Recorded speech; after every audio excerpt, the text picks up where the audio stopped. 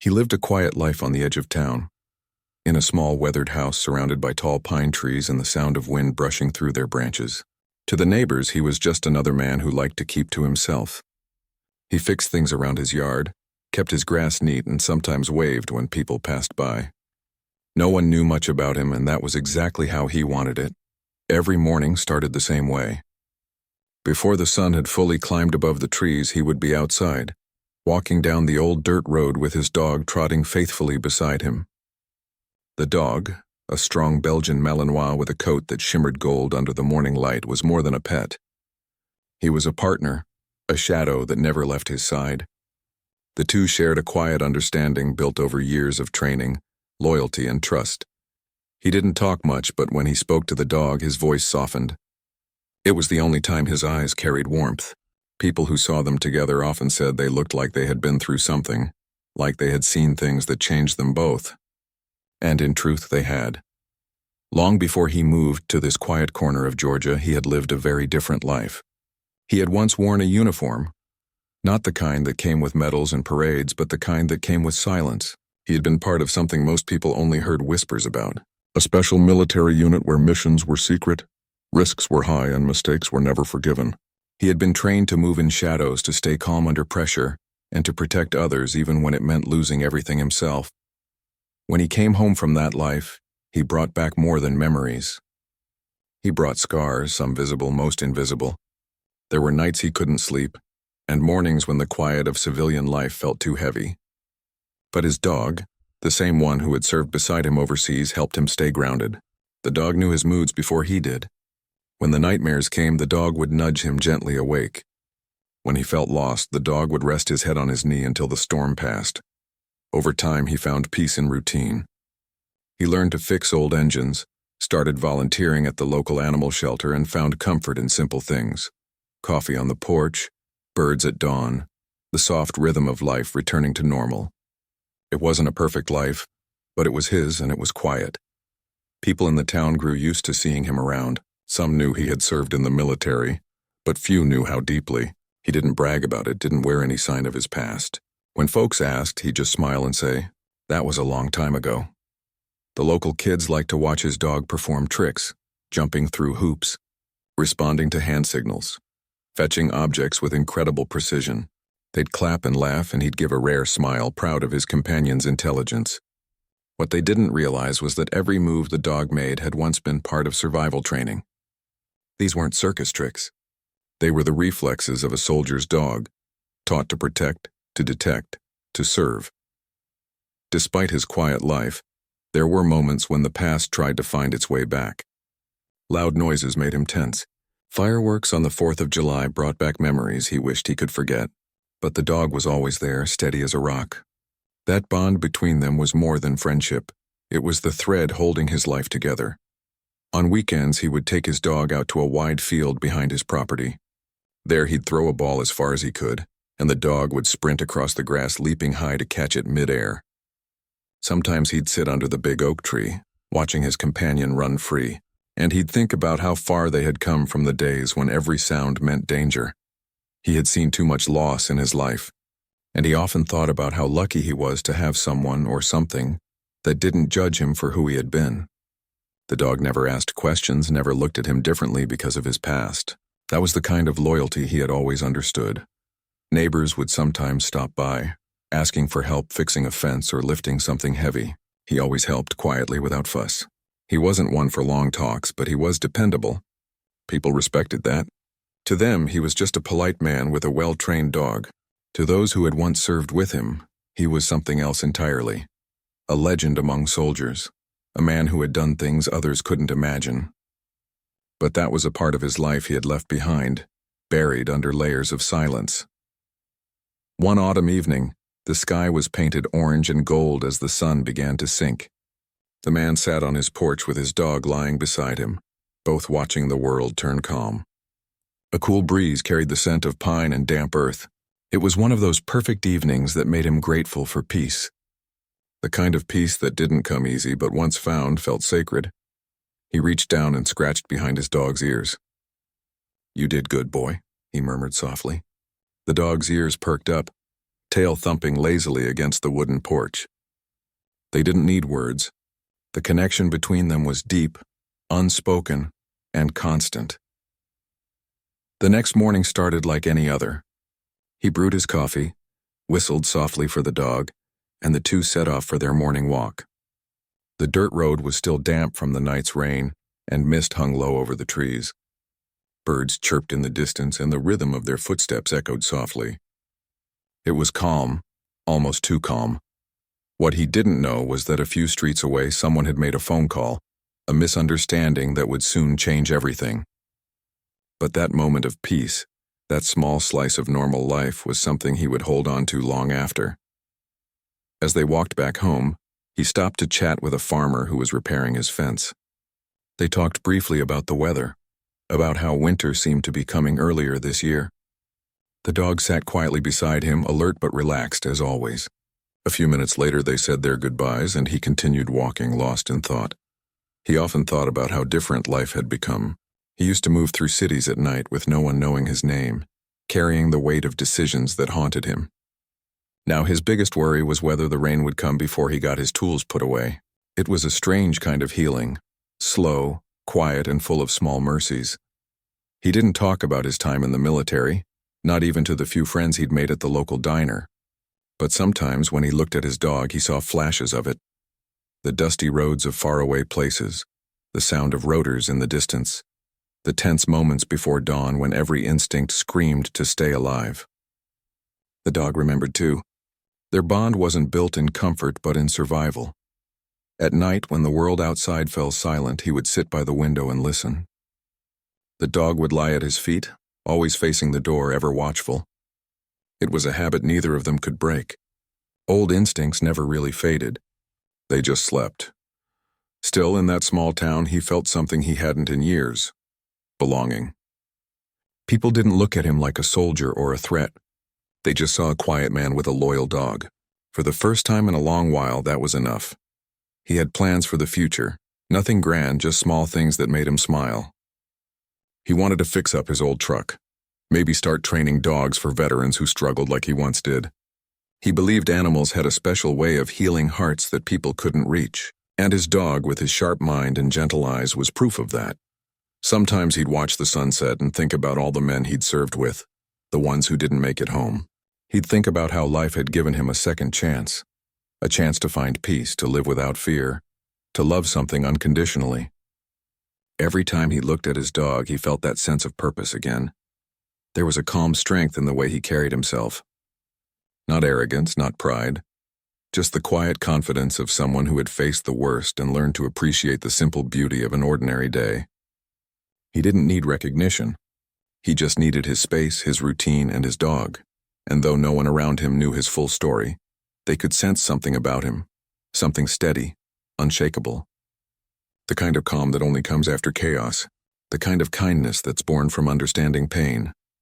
That evening, as he sat by the fire with his dog resting close by, he smiled faintly. He had made it through another day, another quiet, uneventful, peaceful day, and for him, that was everything. He didn't know that the peace he had worked so hard to build would soon be tested in a way he could never have imagined. But for now, in that small house surrounded by pine trees, man and dog sat together in the fading glow of the fire, two souls who had already survived more than most could ever understand. The morning started just like any other. The air was cool, the ground still damp with dew, and the faint orange light of sunrise touched the tops of the trees. He stood on his porch with a steaming cup of coffee in hand, watching the mist roll over the fields. His dog sat beside him, tail flicking lightly, eyes sharp and calm. It was their routine, quiet, peaceful, and predictable. After breakfast, they went out for their usual walk down the old dirt road. The world was still half asleep. Birds were beginning to sing, and the soft hum of insects filled the stillness. Every sound, every scent was familiar. The man liked it that way. He didn't need surprises anymore. He had seen enough of those in another lifetime. The dog trotted ahead a few steps, then turned to look back, waiting for a signal. A small hand motion was all it took, no words, no leash. They moved together with an ease that only came from years of trust. A neighbor waved from a distance, calling out a friendly morning. The man raised his hand in return. He wasn't one for small talk, but he appreciated the quiet kindness people showed in small towns. It was a kind of respect built on shared silence rather than words. They turned toward the edge of town where the road met a row of old oak trees. The dog sniffed at the ground, curious about everything, alert as always. He chuckled softly to himself, watching the animal's tail wag as it chased a drifting leaf. For a brief moment, everything felt perfect, the kind of peace that only comes when a man finally believes his troubles are behind him. But sometimes, life changes without warning. A few blocks away, a small misunderstanding was unfolding. A delivery truck driver, new to the area, had stopped near the main street to check an address. He noticed the dog from a distance standing at the edge of the yard watching him. Not aggressive, just observant. But the man didn't know that this particular dog had a military posture that could look intimidating to strangers. The driver felt uneasy. He didn't know whose house it was, didn't recognize the man, and thought it might be safer to call the authorities to check things out. When the man and his dog returned home, the morning sun was already high. He filled a metal bowl with water for the dog and went inside to fix a late breakfast. The dog stayed outside, lying near the porch steps, soaking up the warmth. Birds fluttered above, and the world was still calm. Then came the sound of tires crunching on gravel. The dog's ears perked up first. A black and white car slowly rolled to a stop in front of the gate. The man looked out the window, surprised. He wasn't expecting anyone. 2 uniformed officers stepped out. They looked around, scanning the area. Their expressions were cautious, their movements deliberate. The man opened his front door, wiping his hands on a towel. His tone was calm, friendly. "Morning," he said, his voice even. The officers gave polite nods but didn't smile. One of them said they were responding to a call about a possible aggressive animal in the area. The man's brow furrowed slightly. He glanced toward his dog, who was sitting quietly by the porch steps, tail resting on the ground, completely relaxed. "He's not aggressive," the man said softly. "He's trained." "Very well trained." The officers exchanged a look. One stepped forward a bit, hand resting near his equipment belt. The man noticed the tension in their posture. He could tell they were uneasy. His instincts, the ones he had learned long ago, told him this situation could go wrong if not handled carefully. He spoke again, keeping his tone low and steady. "He won't hurt anyone. He's just watching you." The dog stayed still, eyes moving from one officer to the other. He didn't growl, didn't bark, just watched. That was what he had been trained to do. One of the officers asked him to step back toward the porch just for safety. The man nodded and did as they said, though part of him felt a wave of frustration. He knew his dog better than anyone. He knew how disciplined he was. But he also knew that when fear mixes with misunderstanding, reason doesn't always win. He called softly, and the dog came to his side immediately, sitting near his leg. The man placed a hand on his companion's neck, feeling the steady rhythm of calm breathing. The air around them felt heavier now. A few neighbors had started to peek out from their windows, curious about what was happening. The man noticed them but didn't say anything. He didn't want a scene. All he wanted was for things to calm down so he could go back to his quiet life. But the officers seemed unsure. They whispered to each other, glancing at the dog and then back at the man. He could see the uncertainty in their faces, the kind that came from not understanding what they were seeing. He took a slow step forward and said gently, "If you like, I can take him inside. There's no danger here." But before he could move, one of the officers, perhaps nervous, raised his voice a little. "Sir, please stay where you are." The man froze, his hand still resting on the dog. His calm eyes studied them. He could tell they weren't bad people. They were just unsure, maybe inexperienced with animals like his. But that small edge of tension in the air was starting to grow. The dog tilted his head slightly, sensing the man's stillness. He stood up, not aggressively, just in alertness, ready to follow any cue his partner gave. The man opened his mouth to say something, maybe to reassure them, maybe to offer another gesture of peace. But the moment slipped away too quickly. Something startled one of the officers. It could have been the movement of the dog, a shadow, or just nerves. The man saw it in an instant. The flicker of fear, the quick step backward, the rush of adrenaline in someone who didn't understand the situation. In that frozen moment, time seemed to slow down. The man's heart sank. He knew how easily things could spiral. Then came a sound that shattered the quiet morning. It wasn't loud for long, but it echoed in his chest like thunder. When the noise stopped, there was silence. The kind of silence that feels too heavy to breathe in.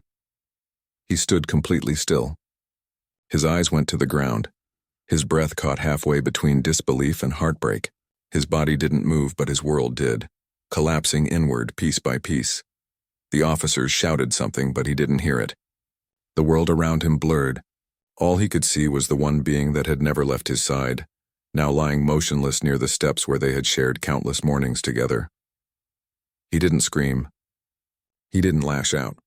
He just stood there, frozen, every emotion fighting to escape but trapped behind years of discipline. One of the officers tried to approach him, speaking softly now, realizing the mistake that had been made, but the man didn't respond. He couldn't. His voice was gone. His thoughts were gone. He knelt down slowly, his hands trembling as he reached forward. His fingertips brushed the familiar fur, still warm from the morning sun. A sound escaped his throat. Not quite a cry, not quite a whisper, just something between pain and disbelief. For a long moment he stayed there, head bowed, silent. The air felt colder. The breeze that once carried the smell of pine now carried the weight of loss. When he finally stood, his expression had changed. There was no anger, no shouting, no threats, just a deep, quiet sadness that spoke louder than words ever could. He looked at the officers, his voice steady but hollow. "You didn't have to do that," he said softly. They didn't respond right away. One of them looked down, the other tried to explain. Something about safety, about misunderstanding, about procedure. But the words didn't reach him. Nothing they said could fill the emptiness that had opened inside him. Neighbors were gathering now, whispering among themselves. Some had tears in their eyes. Others stood in stunned silence. Everyone could see it. The pain in his face. The heartbreak of a man who had already lost too much in life and now had lost the one soul who had helped him heal. He didn't raise his voice. He didn't threaten anyone. He simply turned, walked up the porch steps, and stopped at the door. His hand rested on the handle for a long time before he opened it. He looked back one last time at the spot where his companion had fallen and whispered something only he could hear. Then he went inside. Inside, the house felt emptier than ever. The ticking clock on the wall seemed louder. Every corner of the room reminded him of his friend. The bowl by the door, the blanket near the couch, the toy near the fireplace. Each one carried memories of a bond that words could never describe. He sat down slowly, staring at the floor. His hands were still shaking, but his mind was already moving, not in rage, but in disbelief. He couldn't understand how something so small, so preventable, had taken away the one part of his life that had kept him whole. He closed his eyes, and in the quiet the memories came, their years of service together, the dangers they'd faced, the nights they'd survived when hope was thin. The dog had been more than a companion. He had been the reason the man believed in peace again. Outside, the officers made a few calls. They spoke in hushed tones, their faces pale. They knew what had happened would follow them for a long time. But inside the house, time had stopped. That day, the man didn't speak to anyone. He didn't open the door when people came to check on him. He didn't eat. He just sat there surrounded by silence, the kind of silence that comes when the heart has no words left to give. He didn't know it yet, but this moment, this loss where he would change everything. It would wake up a part of him that he had tried to bury long ago. The calm, peaceful man the town thought they knew would soon show a different side, not of anger, but of strength. A side that came from years of discipline, from knowing how to stand firm even when the world fell apart. That night, as darkness settled over the small town, a single light burned in his window. It stayed on until morning. A silent signal from a man who had once fought battles far away, now facing the hardest one of all, right in his own front yard. The sun rose quietly the next morning, but inside the small house it felt like the world had stopped turning. The light that slipped through the curtains didn't bring warmth. It just reminded him that another day had begun without the sound of paws on the floor, without the steady presence that had filled his life with peace. He sat at the kitchen table, staring at the empty space by the door where his companion used to wait every morning. The water bowl was still there, half full. The blanket lay untouched near the couch. Every corner of the house seemed to whisper the same truth. Something was missing and nothing could bring it back. He had faced loss before. He had lost friends, brothers in arms, people he had trusted with his life. But this loss was different. This one wasn't from war or danger. It was from misunderstanding, from fear that had no reason to exist. That made it harder to accept. Outside, the town moved on like any other day. Cars passed by, children played down the street, birds sang their morning songs. But to him, the world was quiet. He didn't open the door when people knocked. Some came to offer condolences, others out of curiosity. He didn't want to talk. Words couldn't fix what had been taken from him. For 2 days he stayed inside, barely eating, barely sleeping. He would sit in the same chair, his hands resting on the table, lost in thought. The officers had left their number on a small card, saying there would be an investigation. He hadn't called. Not yet. On the third morning, he finally stepped outside. The air felt cold against his skin. The yard was still, the ground marked where everything had happened. He walked slowly to that spot and stood there silent, eyes down. A few leaves had fallen overnight, covering the ground like nature's quiet apology. He didn't cry. He hadn't cried in years, but his chest ached in a way that words couldn't describe. It wasn't anger. It wasn't hate. It was something deeper, a quiet disappointment in the world. As he stood there, a car pulled up by the gate. It was the town's police chief, a man he had seen before but never spoken to. The chief stepped out, his hat in his hands, his face heavy with regret. "I came to talk," the chief said softly, "if that's all right." The man nodded once but didn't speak. They stood in silence for a while before the chief began explaining. There had been a report, a misunderstanding, a mistake. Words he had already expected to hear. None of them could undo what had happened. "I want you to know," the chief said, "we're reviewing everything. It shouldn't have happened." The man looked at him finally, eyes calm but tired. "No," he said quietly. "It shouldn't have." The chief hesitated, unsure of what to say next. He tried to offer comfort, but the man didn't need comfort. He needed truth. "Do they even know who I am?" the man asked after a long pause. The chief frowned slightly. "I'm not sure I understand." He didn't answer right away. Instead, he turned his gaze toward the trees in the distance. When he finally spoke, his voice was low and steady. "I served. A long time. I was trained to protect, to defend. I know discipline. I know patience. I've lived through things that don't leave a man easily." The chief's expression changed as he realized this wasn't an ordinary man. "You were military?" The man nodded once. "More than that. Special unit. Years of service. I came home to live quietly. To forget some things. That dog was with me through all of it. He wasn't just a pet. He was family."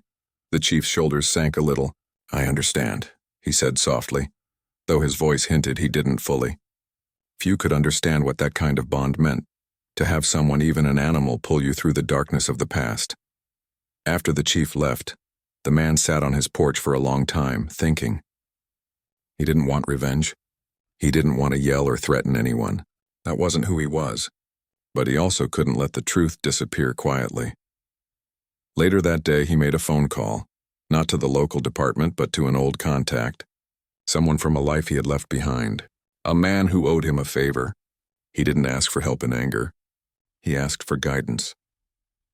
Over the next few days, news of what had happened began to spread. At first, it was just whispers among neighbors. Then a local journalist reached out asking if he'd be willing to share his story. He said no at first. He didn't want attention. But after thinking it over, he realized maybe his silence had gone on too long. When the reporter came by, she expected someone broken, angry, or bitter. Instead, she met a calm, thoughtful man who spoke slowly, carefully, like every word mattered. He didn't exaggerate. He didn't dramatize. He simply told the truth. He told her about the call that brought the officers, about how his dog had been calm, about how quickly everything had gone wrong. He spoke not with rage, but with a quiet sorrow that carried more weight than shouting ever could. The reporter asked gently, "Why tell this story now?" He looked down for a moment before answering. "Because silence keeps things the same. I don't want anyone else to lose what I lost. Not from fear. Not from misunderstanding." When the story was published a few days later, it spread faster than anyone expected. People were moved by the way he spoke, by his restraint, by the dignity he showed even in loss.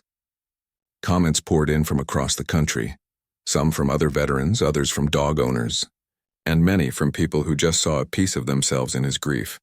The attention was never his goal, but it brought light to a problem that had been ignored too often.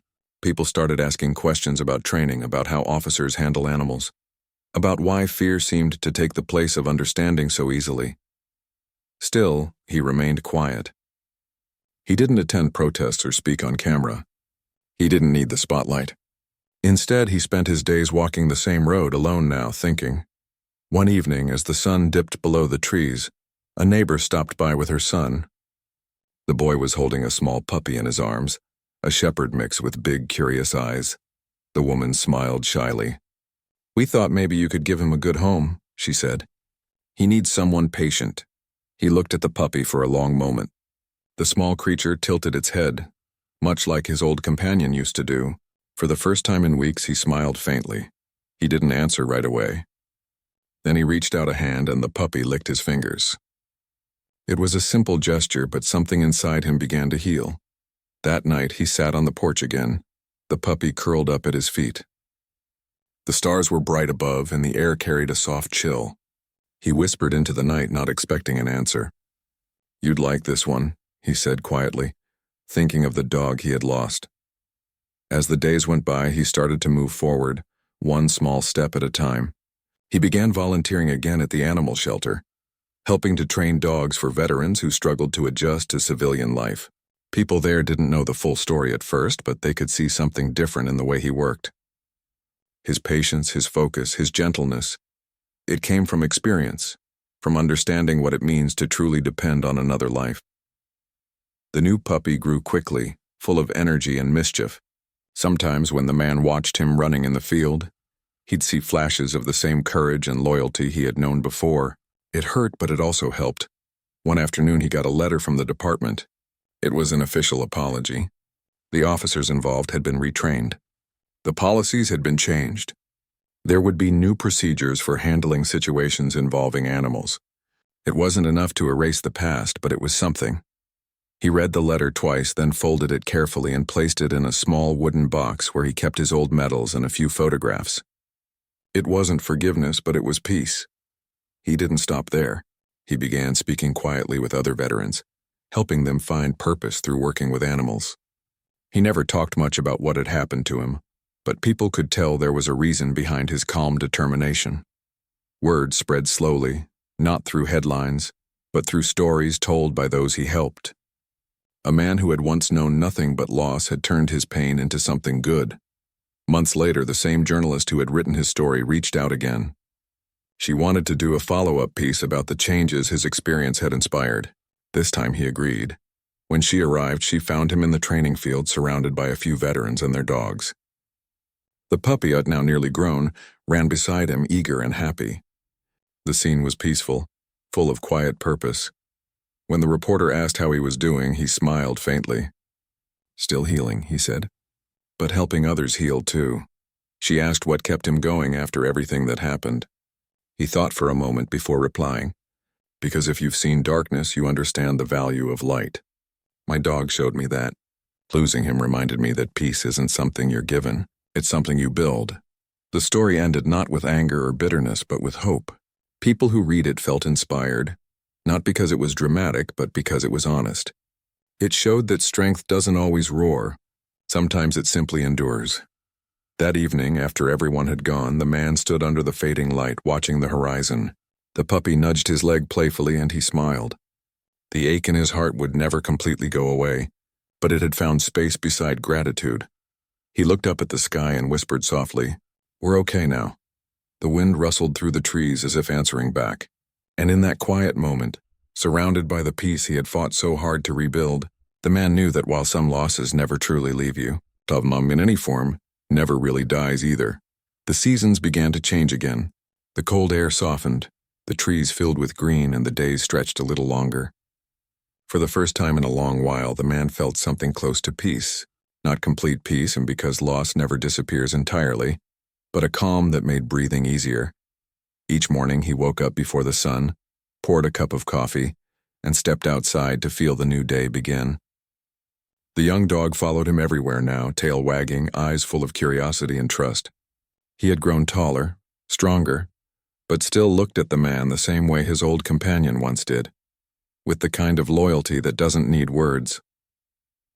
Sometimes, as they walked down the same dirt road, the man caught himself glancing at the spot where everything had changed months ago. The memory still stung, but it no longer ruled him. It was simply a part of his story, something that had shaped him into who he was now. The local newspaper had done another small piece on him, this time focusing on the dog training work he had started doing with other veterans. People began reaching out, not just from his town, but from nearby cities too. They wanted to learn from him, to train their dogs, or sometimes just to talk. He didn't see himself as a teacher, but people trusted him. There was something steady about his presence, a quiet, patient, real. He listened more than he spoke, and when he did speak, his words carried weight. He knew how to look someone in the eye and make them feel seen. One afternoon, a young man came to visit. He was a veteran too, recently back from overseas. He had a small dog that barked constantly, nervous and scared of everything. The young man admitted he didn't know how to help him. The older man smiled gently. "You don't fix a dog by forcing it," he said softly. "You fix it by understanding it, just like people." They worked together in the field behind the house for hours, walking, repeating simple commands, rewarding patience. By the end of the day, the young dog was calmer, and the young man was smiling for the first time in months. As they packed up to leave, the visitor turned and said quietly, "You helped more than just my dog today." The older man nodded but didn't respond. He just watched them walk away, the sun dipping low behind the trees. It felt good to help again. It reminded him that purpose still existed, even after pain. Weeks passed, and his small training sessions turned into something bigger. People began calling it a program, not officially, but by word of mouth. Veterans, families, even local officers started attending, learning how to work with animals in a calmer, more respectful way. One evening, the police chief came by again. He looked different this time, not like an official, but like a man trying to make things right. "We've been thinking," the chief said. "Maybe we could build a partnership. You could help train some of our officers, teach them how to handle dogs safely, how to stay calm." The man was silent for a long moment. He looked down at his dog, who was sitting patiently beside him, tail swaying slightly. Then he nodded. "All right," he said simply. "Let's do it." It wasn't forgiveness, but it was a step toward understanding. In the weeks that followed, he began teaching classes at the local police center. It felt strange at first, standing in front of the same kind of people who had once made the worst mistake of his life. But he didn't let bitterness guide him. He focused on what mattered, saving future lives, both human and animal. He showed them how to read a dog's body language, how to sense fear before it turned into reaction, how to stay patient even when adrenaline ran high. He never raised his voice. He didn't need to. His quiet confidence spoke louder than anything else. During one session, an officer asked him, "How did you stay calm after what happened to you?" The room went still. The man looked down for a moment, then back up. His answer was simple. "Because anger makes you blind, and I've already seen enough darkness." That day, even the toughest officers listened a little differently. They saw not just a man who had suffered loss, but someone who had found meaning in it. The training classes grew. The town's department became known for its new approach, calmer, safer, more humane. Other departments began calling, asking if he could teach them too. He never asked for money. He didn't do it for recognition. He did it because every time he stood there, sharing what he knew, he felt his old companion's spirit beside him. It was as if the dog was still teaching, through him. One afternoon, a news crew came to film a segment about the program. They asked to interview him, but he hesitated at first. He had never liked cameras or attention. The reporter assured him it would help others understand the message. He finally agreed, sitting on a bench outside with his dog at his feet. The sun was setting, casting golden light through the trees. When the reporter asked him what motivated him, he smiled faintly. "I learned that loss can either break you or build you. You can spend your days being angry at the world, or you can use that pain to make something better. I chose better." The segment aired a week later. The response was overwhelming. Letters poured in, from veterans, from animal lovers, from people who had been through similar heartbreak. Some thanked him for his strength. Others said his story made them believe in healing again. But for him, the best part wasn't the attention. It was the small changes he saw around town. Officers stopping to pet dogs instead of shooing them away. Kids volunteering at the animal shelter. Neighbors greeting him with gratitude instead of pity. Slowly, the wound that had once divided the community was becoming something that united it. One weekend, the town organized a small event in his honor. They called it Shadow's Code, named after his first dog. It was a celebration of compassion, respect, and understanding between people and animals. The mayor gave a short speech about how one man's tragedy had changed their approach to life. He didn't like being the center of attention, but when it was his turn to speak, he stood quietly for a moment before saying, "I didn't plan any of this. I just wanted peace. But peace isn't something that happens by itself. You build it one act at a time." The crowd clapped softly, not out of habit but from genuine respect. As the event ended, he walked through the field where children played with their dogs. The laughter filled the air, warm and full of hope. He felt something loosen in his chest, a weight that had sat there for too long. Later that night, back on his porch, he sat in silence with his dog beside him. The stars shimmered above and the sound of crickets filled the night. He thought about how far he had come. From a quiet man who wanted to be left alone to someone whose story had touched lives far beyond his small town. He hadn't wanted this journey. He hadn't asked for it, but maybe, he thought, life has a way of giving us new missions when we least expect them. He looked down at his dog, who was resting peacefully with his head on his feet. "You're doing good, boy," he whispered softly. "Real good." Days turned into weeks and the program grew even more. A few of his old military friends heard about what he was doing and came to visit. They spent an afternoon sharing stories, laughing quietly, remembering the past. For the first time in years, he felt something like belonging again. One of them said, "You never stopped serving, did you?" He smiled faintly. "Just found a different battlefield." That night after his friends left, he sat alone for a while, reflecting. The pain he once thought would consume him had become a source of strength. It didn't mean he stopped missing his old companion. He still did, every day. But now that memory didn't break him. It guided him. The next morning he received a letter from a woman who lived several states away. She wrote that her brother, a veteran struggling with trauma, had seen his story online and reached out to her for the first time in years. "You gave him hope," she wrote. "You reminded him that healing is possible." He folded the letter carefully and tucked it beside the others he had kept. Each one reminded him that small actions can ripple farther than we ever imagine. The following weekend, he held another training session, this time for a group of young recruits. He stood in front of them, calm and composed. The new dog sat by his side, focused and steady. He began with simple words. "The strongest thing a person can do isn't to fight," he said softly. "It's to stay calm when others can't. That's what saves lives." The recruits listened closely. They could tell he wasn't just talking about dogs. He was talking about life. By the end of the session, the air felt lighter. People laughed, shared stories, and walked away a little more patient, a little more aware. When everyone had left, he stood alone in the field, the sky painted in shades of gold and pink. His dog ran ahead, chasing after a fluttering leaf, full of energy and joy.